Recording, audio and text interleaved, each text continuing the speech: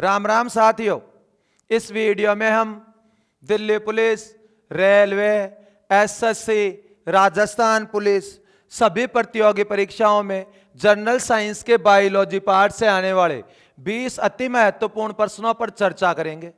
इन प्रश्नों का महत्व आपके लिए इसलिए भी बढ़ जाता है कि यह इन सभी प्रतियोगी परीक्षाओं में बार बार पूछे जाने वाले प्रश्न हैं। आप इस वीडियो के माध्यम से अपना आकलन भी कर सकते हैं। वीडियो के अंत में आप अपना स्कोर कमेंट बॉक्स में अवश्य बताएं। जय श्री राम। प्रश्न नंबर 1, मधुमक्खी पालन विज्ञान की किस शाखा के अंतर्गत आता है? Sericulture, apiculture, pomology, virology. आपका सही उत्तर होगा एपीकल्चर। मधुमक्खी पालन एपीकल्चर के अंतर्गत आता है। अब हम अन्य ऑप्शनों पर भी चर्चा कर लेते हैं। सेरिकल्चर, रेशम का कीड़ा बोम्बिक्स मोराई शहतूत के वृक्ष पर पाला जाता है और रेशम की खेती सेरिकल्चर कहलाती है। यहां से प्रश्न आता है, रेशम किससे प्राप्त होता है? कीड़ों या कीटों से प्राप्त होता है। रेशम का कीड़ा किस पेड़ पर पाला जाता है? शहतूत वृक्ष पर पाला जाता है। और रेशम के कीड़े का नाम क्या है? बोम्बिक्स मोराई। रेशम की खेती सेरिकल्चर के अंतर्गत आती है। पोमोलॉजी, पोमोलॉजी के अंतर्गत फलों के उत्पादन के बारे में अध्ययन किया जाता है। वायरोलॉजी, वायरस या विषाणुओं का अध्ययन वायरोलॉजी के अंतर्गत किया जाता है। प्रश्न नंबर 2, कैलोलॉजी के अंतर्गत किसका अध्ययन किया जाता है?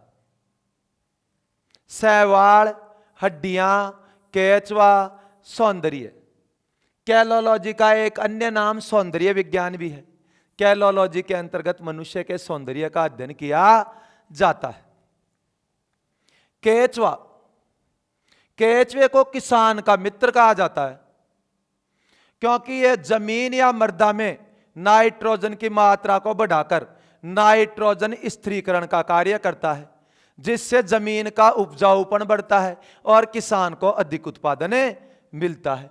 और केचवा पालन वर्मी कल्चर के अंतर्गत आता है। वर्मी कल्चर का संबंध किससे है? केचवा पालन से।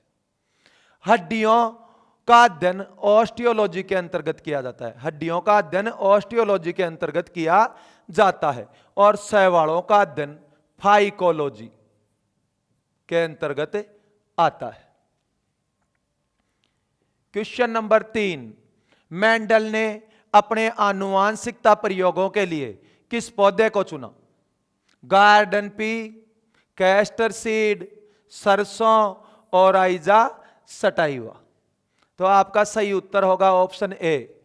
मेंडल ने अपने आनुवांशिकता प्रयोगों के लिए उद्यान मटर को चुना, जिसको अंग्रेजी में हम क्या कहते हैं? Garden pea. हाल ही में एलडीसी के एग्जाम में एक क्वेश्चन पुटअप किया गया। मेंडल ने अपने आनुवांशिकता प्रयोगों के लिए मटर के अतिरिक्त अन्य किस पौधे को चुना? तो आपका उत्तर होगा सैम या बीन।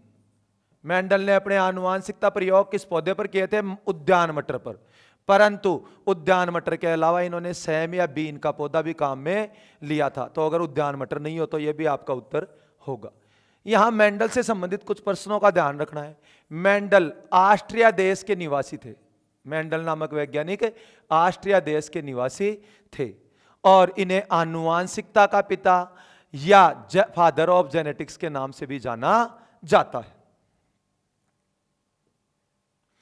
क्वेश्चन नंबर 4, जैव विकास से संबंधित ओरिजिन ऑफ स्पीसीज या प्रजातियों की उत्पत्ति नामक पुस्तक किसकी रचना है?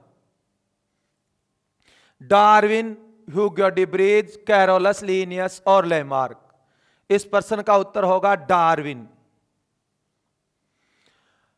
जैव विकास क्या है? तो जीवों का विकास ही जैव विकास है। जीवों में परिवर्तन होते रहते हैं और उनके परिणाम स्वरूप उनका विकास होता है। जैसे मनुष्य, तो मनुष्य पहले ऐसा दिखता था, फिर धीरे धीरे इसका स्वरूप में परिवर्तन होते रहे और आज कैसा दिखता है? ऐसा। तो यह मनुष्य का विकास। इसी प्रकार अन्य जीवों का भी विकास हुआ, इसी को हम जैव विकास कहते हैं। और जैव विकास के बारे में इस दुनिया को सबसे पहले लेमार्क ने बताया अपनी पुस्तक फिलोसफी जूलॉजिक के माध्यम से। तो जैव विकास के बारे में सर्वप्रथम मत किसने दिया? तो लैमार्क ने। कौन सी पुस्तक में? फिलोसफी जूलॉजिक नामक पुस्तक में। चार्ल्स डार्विन ने अपनी पुस्तक ओरिजिन ऑफ स्पीसीज में जीवन संघर्ष का सिद्धांत, प्राकृतिक वर्ण या प्राकृतिक चयन का सिद्धांत, योग्यतम की उत्तरजीविता का सिद्धांत प्रतिपादित किया था। अगर आ जाए जैव विकास से संबंधित सभी मतों में सबसे अधिक प्रचलित, सबसे अधिक प्रसिद्ध और सबसे अधिक प्रमाणिक मत कौन सा है? तो आपका उत्तर होगा डार्विनवाद। डार्विन द्वारा दिया गया मत सबसे अधिक प्रसिद्ध है। ह्यूगो डी ब्रीज, उत्परिवर्तनवाद का जनक। उत्परिवर्तनवाद का सिद्धांत किसने दिया? Hugo de Vries. Carolus Linnaeus, इन्हें वर्गीकी या वर्गीकरण का पिता कहा जाता है। कैरोलस लीनियस को वर्गीकी या वर्गीकरण का पिता कहा जाता है। और इन्होंने पादपों तथा जंतुओं के नामकरण की द्विनाम पद्धति भी दी। द्विनाम पद्धति में क्या होता है? जैसे मनुष्य का वैज्ञानिक नाम है होमो सैपियन। होमो सैपियन। चावल या धान का वैज्ञानिक नाम है ओराइजा सटाइवा। तो द्विनाम पद्धति में पहले लिखा जाता है वंश नाम और बाद में लिखा जाता है जाति नाम। पादपों व जंतुओं के नामकरण की एक पद्धति है जिसे हम कहते हैं द्विनाम पद्धति। और द्विनाम पद्धति के अंतर्गत लैटिन भाषा में नाम लिखे जाते हैं। द्विनाम पद्धति में कौन सी भाषा काम में आती है? लैटिन भाषा। और द्विनाम पद्धति का जनक कौन है? Carolus Linnaeus. इसमें पहले वंश का नाम लिखा जाता है और बाद में जाति का नाम लिखा जाता है। जैसे मनुष्य का, आधुनिक मानव का वैज्ञानिक नाम क्या है? होमो सेपियन। तो होमो मनुष्य का वंश है और सेपियन मनुष्य की जाति है। चावल का वंश नाम ओराइजा और जाति नाम सटाइवा। प्रश्न नंबर 5, कौन सा सुमेलित नहीं है? इसमें आपको एक तरफ तो रोगों के नाम दिए गए और दूसरी तरफ उन रोगों के लिए उत्तरदायी जीवाणु या बैक्टीरिया के नाम दिए गए। गौर से देखने पर आपको कौन सा सुमेलित नहीं मिल रहा? Option B.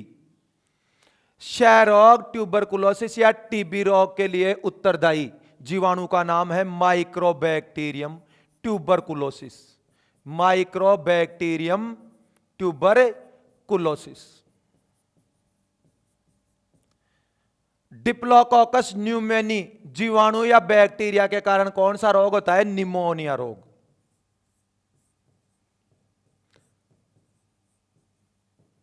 आपको यहां एक चीज ध्यान रखनी है, क्षय या टीबी रोग का इलाज डॉट्स पद्धति द्वारा किया जाता है। यह प्रश्न बार बार कंपटीशन में पूछा जाता है। डॉट्स पद्धति का संबंध किस रोग से है? तो टीबी या क्षय रोग से है। और इसमें कौन सा अंग प्रभावित होता है? टीबी रोग में फेफड़ा। फेफड़े को हम क्या कहते हैं? लंग्स। तो फेफड़ा या लंग्स प्रभावित होता है। निमोनिया में भी फेफड़ा ही प्रभावित होता है। निमोनिया में प्रभावित अंग का नाम फेफड़ा है। जाया कोलेरा में कौन सा अंग प्रभावित होता है? आंत। टिटनेस रोग में क्या होता है? मनुष्य की मांसपेशियां जकड़ जाती हैं, तंत्रिका तंत्र काम करना बंद कर देता है। इसीलिए क्या होता है? इस रोग का एक नाम है लोकजा। टिटनेस रोग के लिए उत्तरदायी जीवाणु क्लोस्ट्रीडियम टिटेनी। इसका एक अन्य नाम है धनु स्तंभ। तो आ जाए टिटनेस रोग में कौन सा अंग प्रभावित होता है? आपका उत्तर होगा मांसपेशियां व तंत्रिका तंत्र। प्लेग रोग में कौन सा अंग प्रभावित होता है? तो प्लेग में कई अंग प्रभावित होते हैं पर फेफड़ा सर्वाधिक प्रभावित होता है। और यह प्रश्न कई बार पूछा गया है कि प्लेग रोग का कारण क्या है? तो चूहे मर जाते हैं और उनको हम बाहर फेंक देते हैं। तो चूहे के पिस्सों से कौन सा रोग फैलता है? प्लेग रोग, जिसे हम काली मौत या ब्लैक डेथ भी कहते हैं। और इसके लिए उत्तरदायी जीवाणु है पास्चुरेला पेस्टिस। आप एक चीज का ध्यान रखना, जीवाणु को हम अंग्रेजी में बैक्टीरिया भी कहते हैं। तो यह सभी जीवाणु या बैक्टीरिया जनित रोग है। कौन सा वायरस जनित रोग नहीं है? तो आपका उत्तर होगा कुष्ठ रोग या कोढ़ रोग। Option D. कोरोना वायरस कोविड-19 कोरोना वायरस के कारण फैलता है। एड्स HIV वायरस के कारण फैलता है। और रेबीज नामक रोग कुत्ते, सुअर या बंदर की लार में पाए जाने वाले रैबिडो वायरस के कारण फैलता है। तो ये तीनों वायरस जनित रोग हैं और ये जीवाणु जनित रोग है। वायरस को हम क्या कहते हैं? विषाणु भी कहते हैं। तो यहां पर ये कोविड-19 के बारे में बात करते हैं, क्योंकि अभी सबसे इंपॉर्टेंट प्रश्न यही है, 2020 का सबसे इंपॉर्टेंट क्वेश्चन। कोविड में CO का मतलब है कोरोना, VI का मतलब है वायरस और D का मतलब है डिजीज, कोरोना वायरस रोग। इसका पहला मरीज 2019 में चीन के वुहान शहर में मिला। चीन के वुहान शहर में इसका पहला मरीज मिला। और इस रोग में कौन सा अंग प्रभावित होता है? फेफड़ा। कोरोना वायरस रोग में कौन सा अंग प्रभावित होता है? फेफड़ा सर्वाधिक प्रभावित होता है।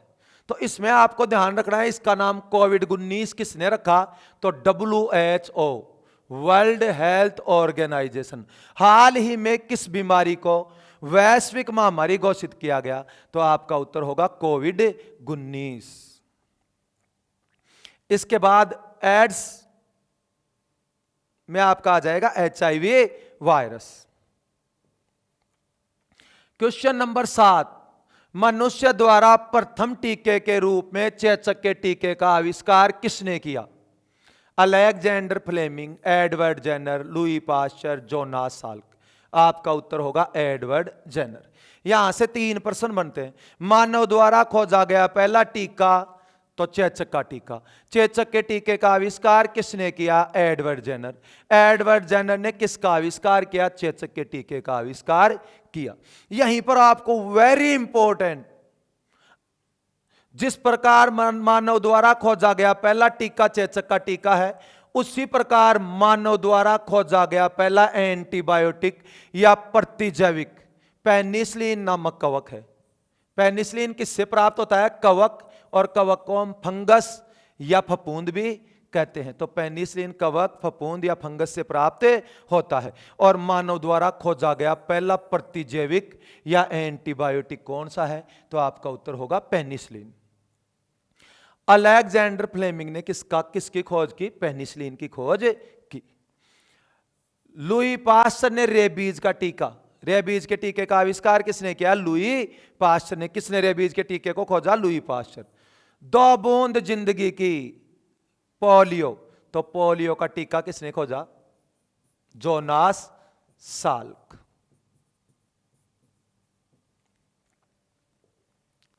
RT-PCR, question number 8, RT-PCR test किस रोग से संबंधित है? आपका उत्तर होगा C, कोरोना।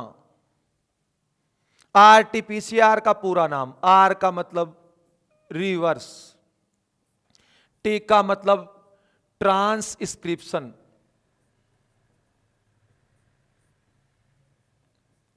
P का मतलब पॉलीमरेज,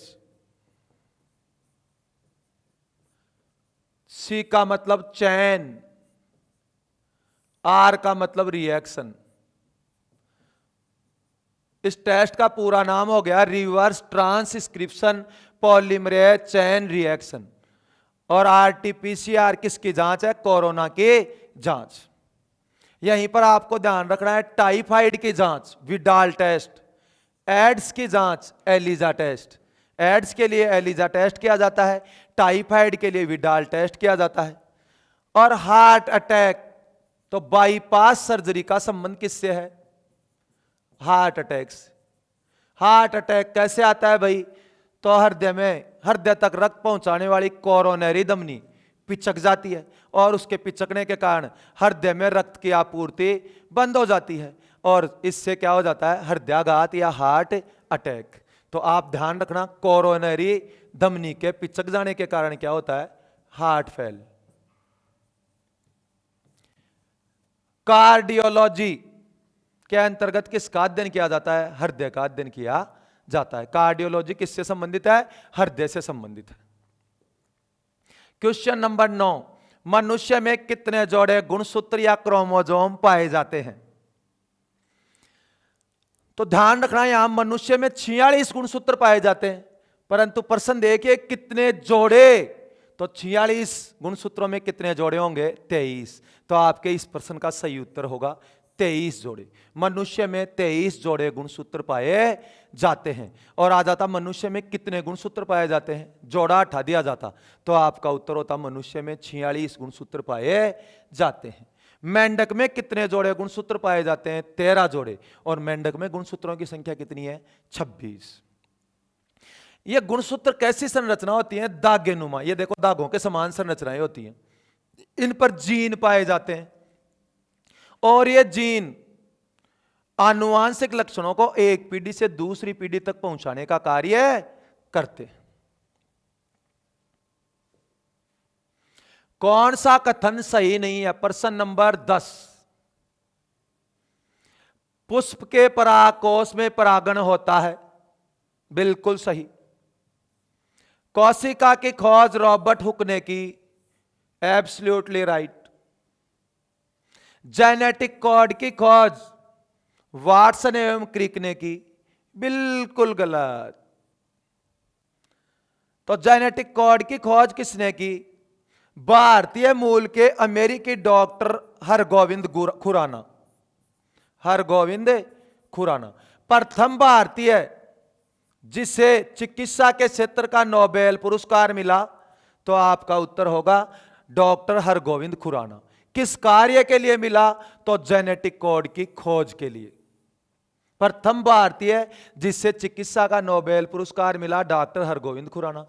किस कारण से? जेनेटिक कोड की खोज के कारण से। प्रथम बार जीन का कृत्रिम संश्लेषण किसने किया? डॉक्टर हरगोविंद खुराना। और ये भारत में तो जन्मे थे और बाद में कहां रहने लग गए? अमेरिका में रहने लग गए। वाटसन और क्रिक ने क्या किया था? डीएनए की द्विगुणित संरचना। डीएनए की द्विगुणित संरचना किसने दी? वाटसन एवं क्रिक ने। यहां से हाल ही में एक कंपटीशन में क्वेश्चन पुटअप किया गया है कि वाटसन एवं क्रिक ने डीएनए की खोज कब की? तो 1953 में। ध्यान रखना 1953 में। जाइलम तथा फ्लोएम पादप उत्तक है, बिल्कुल सही। जाइलम तथा फ्लोएम क्या है? पादप उत्तक। जो पादपों या पौधों में उत्तक पाए जाते हैं, टिश्यू पाए जाते हैं, उन्हें पादप उत्तक कहा जाता है। और जो जीव जंतुओं में पाए जाते हैं उन्हें जंतु उत्तक कहा जाता है। तो ये पौधे का कौन सा भाग है? जड़। और इन जड़ों का कार्य क्या है? जल को इकट्ठा करना। ये क्या करती हैं? जल को अपनी ओर आकर्षित करती हैं और जल को इकट्ठा करती हैं। जड़ों द्वारा इकट्ठे किए गए जल को पौधे के विभिन्न भागों जैसे ये तना, पत्तियों, ब्रांचेज, इन तक पहुंचाने का काम किसका है? जाइलम का। तो जड़ों में एक जाइलम नामक उत्तक पाया जाता है। जड़ों का कार्य तो है जल को इकट्ठा करना, जल का संचय करना, और इस जाइलम का कार्य है पौधे के विभिन्न भागों तक जल को पहुंचाना। तो यहां से 3 प्रश्न बनते हैं। जल का संग्रहण कौन करता है? जड़। जल को पौधे के विभिन्न भागों तक कौन पहुंचाता है? जाइलम नामक पादप उत्तक। और यह कैसा उत्तक है? जटिल उत्तक। जाइलम और फ्लोएम दोनों ही जटिल या कठोर उत्तक हैं। जटिल या कठोर उत्तक हैं। और जाइलम उत्तक पौधे के किस भाग में पाया जाता है? तो जड़ों में पाया जाता है। इसी प्रकार पौधे में भोजन निर्माण का कार्य कहां होता है? पत्तियों में। पौधे में भोजन निर्माण का कार्य पत्तियों में होता है। और पौधे में भोजन निर्माण की क्रिया प्रकाश संश्लेषण या फोटोसिंथेसिस कहलाती है। तो पौधे में पत्तियों द्वारा बनाए गए भोजन को पौधे के विभिन्न भागों तक यानी जड़ों तक, तने तक और भागों तक पहुंचाने का कार्य कौन करता है? फ्लोएम नामक उत्तक। तो भोजन बनाने का काम पत्ती, और इस भोजन को पौधे के विभिन्न भागों तक पहुंचाने का काम कौन करता है? फ्लोएम। यहां पर एक प्रश्न आता है, फ्लोएम पौधे के किस भाग में पाया जाता है? तो ध्यान रखना तने में। फ्लोएम कहां पाया जाता है? तने में। तो यहां से भी क्या क्या प्रश्न बनते हैं? पौधे के किस भाग में भोजन का निर्माण होता है? पत्तियों में। पौधे में भोजन निर्माण की क्रिया प्रकाश संश्लेषण। और पौधे के विभिन्न भागों तक भोजन को पहुंचाने का कार्य किसका है? फ्लोएम नामक उत्तक का। फ्लोएम नामक उत्तक पौधे के किस भाग में पाया जाता है? तने में पाया जाता है। क्वेश्चन नंबर 11, डीएनए फिंगरप्रिंटिंग किस क्षेत्र में काम नहीं आता है? तो दोस्तों झूठ का पता लगाने में पॉलीग्राफ नामक यंत्र काम में आता है? तो इस प्रश्न का सही उत्तर होगा ऑप्शन ए, झूठ का पता लगाने में पॉलीग्राफ नामक यंत्र काम में आता है। अब हम देखते हैं डीएनए फिंगरप्रिंटिंग क्या है। जब भी कोई अपराध चोरी हो जाती है तो पुलिस आती है और पुलिस आकर क्या करती है, वहां से सबूत इकट्ठे करती है। मतलब किसी का बाल मिल गया, किसी की अंगुलियों के निशान मिल गए, ब्लड सैंपल आदि एकत्रित करके ले जाती है और वो प्रयोगशाला में भेजे जाते हैं। वहां पर डॉक्टरों की टीम क्या करती है, उनकी जांच करती है। तो ये न्यायिक छानबीन में क्या काम में आई, डीएनए फिंगरप्रिंटिंग। वैज्ञानिक परीक्षण में भी क्या काम में आई, डीएनए फिंगरप्रिंटिंग। अगर किसी पिता पुत्र में विवाद हो जाए, बेटा कहे कि मैं आपका पुत्र हूं और पिताजी कहे नहीं तू मेरा बेटा नहीं है, तो भाई कैसे पता लगाया जाए? तो डीएनए फिंगरप्रिंटिंग, डीएनए जांच के द्वारा क्या किया जा सकता है कि ये वास्तव में पिता पुत्र हैं या नहीं है, इसका पता लगाया जा सकता है। तो क्या हुआ, अगर कोई पैतृक विवाद हो तो उसको निपटाने में भी कौन सहायक है, डीएनए फिंगरप्रिंटिंग सहायक है। क्वेश्चन नंबर 12, कौन सा एक कोशिकीय जीव नहीं है? Amoeba, hydra, paramecium, star jelly. तो इसका उत्तर होगा हाइड्रा। Very important question. ऐसे जीव जो एक कोशिका पर अपना संपूर्ण जीवन गुजर बसर कर लेते हैं, जिनमें एक कोशिका पाई जाती है, एक कोशिकीय जीव कहलाते हैं। और एक कोशिकीय जीवों के उदाहरण हैं अमीबा, पैरामीशियम और स्टार जेली। तो कौन सा एक कोशिकीय जीव नहीं है? तो हाइड्रा। क्वेश्चन नंबर 13, कोशिका की आत्मघाती थैली या पाचक थैली या सुसाइडल बैग या एटम बम ऑफ सेल किसे कहा जाता है? तो लाइसोसोम। आपके इस प्रश्न का उत्तर होगा ऑप्शन डी, लाइसोसोम। इस लाइसोसोम में क्या होता है? ये लाइसोसोम है कोशिका के अंदर और इसमें हाइड्रोलाइटिक एंजाइम पाया जाता है। हाइड्रोलाइटिक एंजाइम पाया जाता है। इस हाइड्रोलाइटिक एंजाइम के संपर्क में यदि कोई भी चीज आ गई तो ये उसको तोड़ डालता है, फोड़ डालता है, उसको पचा जाता है, उसका अपघटन कर देता है। लेकिन दोस्तों अगर कभी ये थैली फट गई, ये लाइसोसोम फट गई, तो ये क्या होगा? बाहर आ जाएगा और बाहर आएगा। इसका तो वही काम है, फट गए तो बम ही है। हमें बाकी सब पानी कम है, फट गए तो बम है, वरना फुस तो है ही है। तो ये फट जाएगा तो भाई ये बम ही है और ये कोशिका को भी क्या कर देगा? नष्ट कर देगा। इसीलिए लाइसोसोम को क्या कहा जाता है? कोशिका की आत्मघाती थैली कहा जाता है। एक होती है पादप कोशिका, पौधों में पाई जाने वाली कोशिकाएं पादप कोशिकाएं। एक होती है जंतु कोशिका, जंतुओं में जीवों में पाई जाने वाली कोशिका जंतु कोशिका। तो जंतु कोशिका में भोजन का निर्माण कहां होता है? राइबोसोम में। इसीलिए राइबोसोम को जंतु कोशिका की प्रोटीन फैक्ट्री, जंतु कोशिका का किचन, जंतु कोशिका का रसोई घर या जंतु कोशिका का इंजन कहा जाता है। जबकि पादप कोशिका में भोजन का निर्माण कहां होता है? पत्तियों में। और पत्तियों में भी कहां? क्लोरोप्लास्ट या पर्णहरित में। क्लोरोप्लास्ट या पर्णहरित में क्या होता है? पादप कोशिका में भोजन का निर्माण होता है। इसलिए प्लांट किचन किसे कहा? किचन और प्लांट सेल किसे कहा जाता है? क्लोरोप्लास्ट को। पादप कोशिका का रसोई घर किसे कहा जाता है? क्लोरोप्लास्ट को। गोल्जी काय, गोल्जी काय क्या करता है? कोशिका में जो ऊर्जा होती है उसको छोटे छोटे बंडल के रूप में कोशिका के विभिन्न भागों तक पहुंचाता है। इसीलिए इसे कोशिका का यातायात प्रबंधक, कोशिका का ट्रैफिक मैनेजर या कोशिका का ट्रैफिक पुलिस कहा जाता है। तो कोशिका की ट्रैफिक पुलिस किसे कहा जाता है? गोल्जी काय को। माइटोकॉन्ड्रिया, तो माइटोकॉन्ड्रिया में एक चक्कर होता है जिसे हम कहते हैं क्रेब्स चक्र।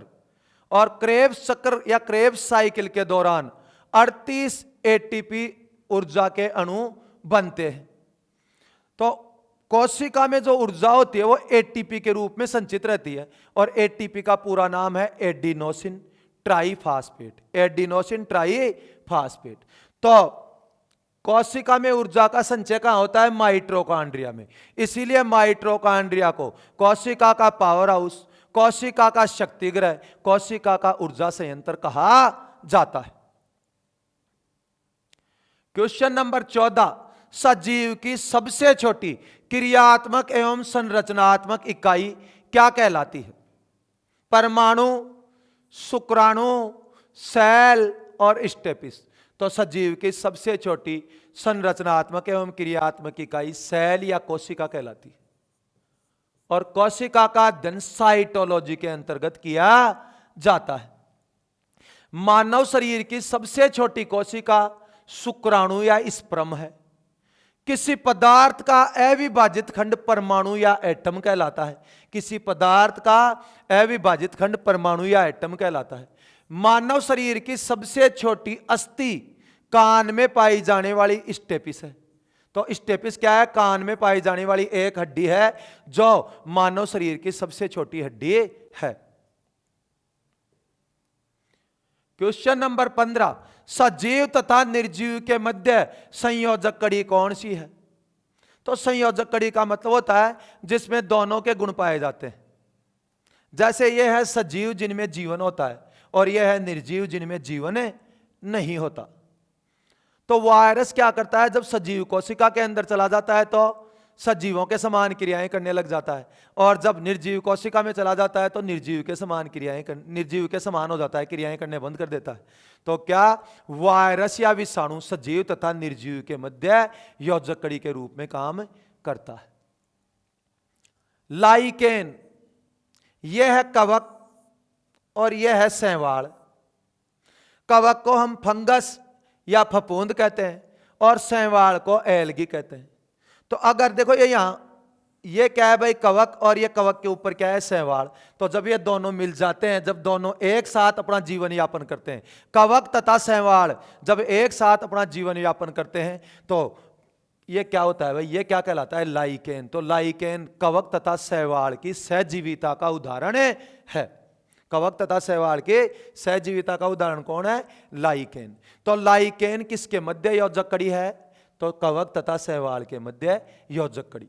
लाइकेन प्रदूषण सूचक पौधा अगर आ जाए, कौन सा पौधा प्रदूषण सूचक पौधा कहलाता है? तो लाइकेन या मांस या काई। प्रदूषण सूचक गैस किसे कहते हैं? तो सल्फर डाइऑक्साइड। ध्यान रखना, प्रदूषण सूचक गैस सल्फर डाइऑक्साइड, और प्रदूषण सूचक पौधा लाइकेन, मोश या काई। युगलिना, तो पादप व जंतुओं के मध्य योजक कड़ी युगलिना है। और यहां से ये युगलिना क्या है? वैसे तो है जंतु, लेकिन इसमें प्रकाश संश्लेषण की क्रिया होती है। एक जंतु है, उसके बाद भी इसमें पादपों के समान प्रकाश संश्लेषण की क्रिया होती है, इसीलिए युगलिना को पादप एवं जंतुओं के मध्य योजक कड़ी माना जाता है। आर्कियोप्टेरिक्स या आद पक्षी, तो एक होता है सरीसर्प या रेप्टिलिया, और एक होता है पक्षी वर्ग। तो सरीसर्प और पक्षियों के मध्य योजक कड़ी क्या है? आर्कियोप्टेरिक्स या आद पक्षी। और आर्कियोप्टेरिक्स क्या है? फॉसिल श्रेणी में आता है, मतलब जीवाश्म की श्रेणी में आता है। तो आ जाए आर्कियोप्टेरिक्स क्या है? तो फॉसिल का उदाहरण है, जीवाश्म का उदाहरण है, और यह क्या था? सरीसर्प और पक्षी के मध्य की योजक कड़ी के रूप में काम करता है। क्वेश्चन नंबर 16, रक्त का नीला रंग किसके कारण होता है? हीमोग्लोबिन, हीमोसाइनिन, मैग्नीशियम और नाइट्रोजन। तो आपका उत्तर होगा हीमोसाइनिन। रक्त का लाल रंग हीमोग्लोबिन में पाए जाने वाले हीम नामक रंजक के कारण होता है, और रक्त का नीला रंग हीमोसाइनिन के कारण होता है। यहां से कंपटीशन में दो वेरी इंपॉर्टेंट क्वेश्चन पूछे जाते हैं।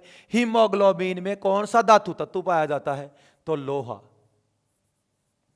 लोहे को अंग्रेजी में आयरन, वैज्ञानिक भाषा में फेरस, और इसका रासायनिक सूत्र है Fe। और हीमोसाइनिन में क्या पाया जाता है? तांबा। तांबे को हम क्या कहते हैं? कॉपर। मैग्नीशियम, पेड़ पौधों की पत्तियां हरी रहने का कारण क्या है? पर्णहरित या क्लोरोप्लास्ट। पेड़ पौधे की पत्तियां हरी रहने का कारण पर्णहरित या क्लोरोप्लास्ट। लेकिन पर्णहरित और क्लोरोप्लास्ट में कौन सा धातु तत्व पाया जाता है? मैग्नीशियम। तो आ जाए मैग्नीशियम किस में पाया जाता है? तो पर्णहरित या क्लोरोप्लास्ट में पाया जाता है। पेड़ पौधों की पत्तियां हरी रहने का कारण तो पर्णहरित या क्लोरोप्लास्ट, लेकिन कौन सा धातु तत्व पेड़ पौधों की पत्तियां हरी रहने का कारण है, क्लोरोप्लास्ट नहीं दिया जाए, तो यहां उत्तर क्या आ जाएगा? मैग्नीशियम या Mg। और आपने देखा होगा फसलों की पत्तियां क्या हो जाती हैं, पीली पड़ जाती हैं। तो फसलों की पत्तियां पीली पड़ने का कारण है नाइट्रोजन की कमी। Question number 17, universal donor blood group किसे कहा जाता है? O positive, O negative, A B और बी पॉजिटिव। इस प्रश्न का सही उत्तर होगा ओ नेगेटिव। यूनिवर्सल डोनर या सर्वात्रिक दाता रक्त समूह, ऐसा रक्त समूह जिसका व्यक्ति किसी भी व्यक्ति को, किसी भी ब्लड ग्रुप के व्यक्ति को अपना रक्त दे सकता है, यूनिवर्सल डोनर ब्लड ग्रुप या सर्वदाता रक्त समूह कहलाता है। तो आपका उत्तर होगा O negative. O negative blood group का व्यक्ति किसी को भी अपना ब्लड दे सकता है। अगर मान लो ऑप्शन में ओ पॉजिटिव, ओ नेगेटिव की जगह ओ ब्लड ग्रुप ओ लिखा हुआ आ जाता तो आपका उत्तर क्या होता? ओ ब्लड ग्रुप का व्यक्ति किसी को भी अपना रक्त दे सकता है। एक बार एक कंपटीशन में प्रश्न पूछा गया, ओ सर्वदाता रक्त समूह क्यों है, ओ सबको अपना रक्त क्यों दे सकता है? तो एंटीजन के अभाव में। ओ ब्लड ग्रुप में एंटीजन या प्रतिजन नहीं पाया जाता। एंटीजन या प्रतिजन का अभाव होने के कारण ओ ब्लड ग्रुप का व्यक्ति किसी को भी अपना रक्त दे सकता है। सबसे रक्त लेने वाला या सर्वग्राही या यूनिवर्सल गैनर रक्त समूह किसे कहा जाता है? तो आपका उत्तर होगा ए बी ब्लड ग्रुप। और ए बी ब्लड ग्रुप सबसे रक्त ले कैसे सकता है? इसका कारण है एंटीबॉडी का अभाव, एंटीबॉडी या प्रतिरक्षी का अभाव होने के कारण। तो क्या कौन से ब्लड ग्रुप में एंटीजन नहीं पाया जाता? तो आपका उत्तर होगा ओ ब्लड ग्रुप। कौन से ब्लड ग्रुप में एंटीबॉडी नहीं पाया जाता? तो आपका उत्तर होगा ए बी ब्लड ग्रुप। सर्वाधिक मनुष्यों में पाया जाने वाला blood group B positive. Question number 18, retinol की कमी से कौन सा रोग होता है? रतौंधी, हीमोफीलिया, रिकेट्स, प्रजनन क्षमता में कमी। इस प्रश्न का सही उत्तर होगा रतौंधी। रतौंधी का मतलब दिन के समय साफ साफ दिखाई देना और रात के समय या तो कम दिखना या बिल्कुल नहीं दिखना, क्या कहलाता है? रतौंधी या नाइट ब्लाइंडनेस, रात का अंधा। और ये रेटिनॉल क्या है? तो विटामिन ए का रासायनिक नाम रेटिनॉल। यहां से एक प्रश्न पूछा जाता है, रतौंधी से कौन सा अंग प्रभावित होता है? तो आंख का शंकु, आंख का शंकु नामक भाग आता है, वो रतौंधी रोग में प्रभावित होता है। इस आंख के शंकु को रेटिना रोड भी कहा जाता है। आंख के शंकु को ही क्या कहते हैं? Retina road. हीमोफीलिया या शाही रोग में व्यक्ति के चोट लगने पर ब्लड निकलना तो शुरू हो जाता है लेकिन ब्लड वापस नहीं रुकता है, यानी रक्त का थक्का नहीं जमता है। तो रक्त का थक्का नहीं जमने वाले रोग को क्या कहते हैं? हीमोफीलिया। और यह रोग सबसे पहले ब्रिटेन के राज परिवार में मिला था, इसीलिए इस रोग को क्या कहते हैं? शाही रोग या रॉयल डिजीज के नाम से जाना जाता है। हीमोफीलिया या शाही रोग या रक्त का थक्का न जमने के लिए उत्तरदायी विटामिन कौन सा है? विटामिन के, विटामिन के। रिकेट्स, तो हड्डियों के निर्माण में कौन सा विटामिन सहायक होता है? Vitamin D. तो अगर किसी बच्चे की हड्डियां कमजोर हों पोषण के कारण, पोषण में कमी के कारण, तो इस रोग को क्या कहेंगे? रिकेट्स। तो रिकेट्स रोग में क्या होती है? हड्डियां कमजोर पड़ जाती हैं, हड्डियां टूट सकती हैं। तो रिकेट्स रोग विटामिन डी की कमी के कारण होता है। विटामिन डी सूर्य के प्रकाश की उपस्थिति में मानव शरीर में इसका संश्लेषण होता है और विटामिन डी से हमें क्या प्राप्त होता है? कैल्शियम प्राप्त होता है।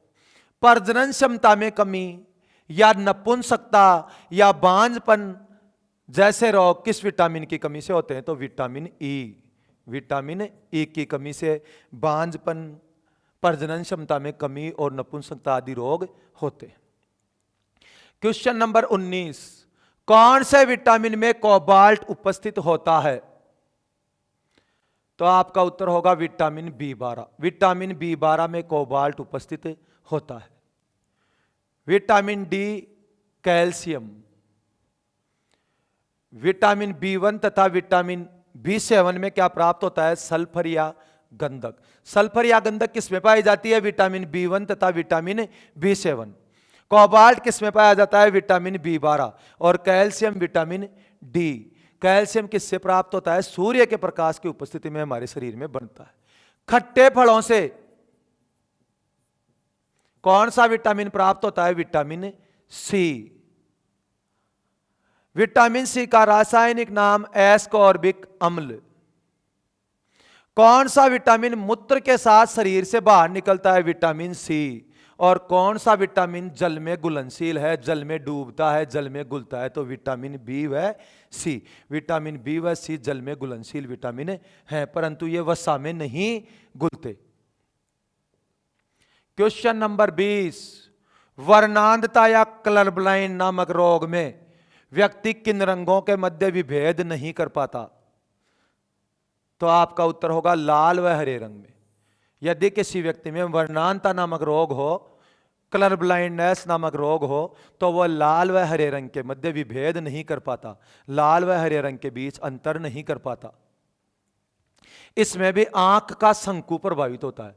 आ जाए वर्णांधता रोग में कौन सा अंग प्रभावित होता है? तो आंख का शंकु या रेटिना रोड प्रभावित होती है। साथियों, आज इस वीडियो में हमने बायोलॉजी के अति महत्वपूर्ण प्रश्नों का अध्ययन किया। इन्हीं प्रश्नों में से मैं आपको एक प्रश्न देने जा रहा हूं, लाइसोसोम में कौन सा एंजाइम पाया जाता है? लाइसोसोम में कौन सा एंजाइम पाया जाता है? इस प्रश्न का उत्तर आप मुझे कमेंट बॉक्स में दें, साथ में अपना स्कोर भी कमेंट बॉक्स में अवश्य शेयर करें। जय श्री राम। राम राम।